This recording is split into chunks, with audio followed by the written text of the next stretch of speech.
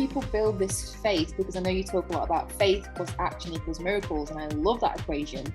Like, how do people actually have the faith? Because the faith in yourself is important, but also the faith in the universe, that you have the support to jump into the unknown and just let it unfold too. Yeah, I think that it comes down to core beliefs. So when I'm having a wobble, and we inevitably have wobbles, the question that I ask myself is, do I believe that I am a conscious co-creator or not? Do I believe that I get to create my reality or not? And the answer is always yes. And does that mean that I believe that I'm in control of everything? No, I don't. But does it mean that I still get to choose my response? And in the choosing of my responses, there's always the opportunity to receive and create miracles. Like, I believe that.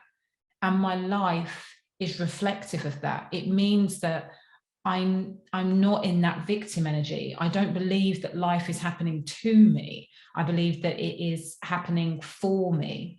And I think that there are really huge conversations that we can have about being born in the West versus being born in poverty and all of those things. But what I know to be true for my experience is that I've had some really, really rocky, difficult, challenging times in my life. And I know that each of those times has gifted me something magical. And because of the way that I look at those times, I really know that I'm fully supported by life. And so it's really remembering that even when you're feeling like you're having those darkest moments, that there is always going to be a gift in there somewhere. You will always come out of those darkest moments stronger. You have to, And so I've had enough of those experiences, and I'm able to look at those experiences in a way that really empowers me and that makes me feel powerful.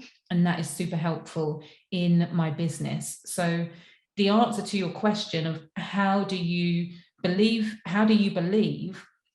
look at your life, Look at your life, even if you feel that you are in the most challenging, tightest, difficult spots right now. Look at all of the times where you have been in challenging, difficult spots and where you came out the other side. Now, there is always an elevation, there is always an upgrade, there is always a refinement. And if you are somebody that bounces from crisis, drama, challenge all of the time, there's an upgrade in the way that you think. There's an upgrade in the environments that you're spending time in. There's an upgrade in the people that you're surrounding yourself by. And if you upgrade all of those things, you're going to start to see different outcomes. But it's really knowing that there's always an opportunity to learn a lesson. There's always a gift. And when you can take that, it then makes it easier for you to make the refinements and the tweaks to, expand.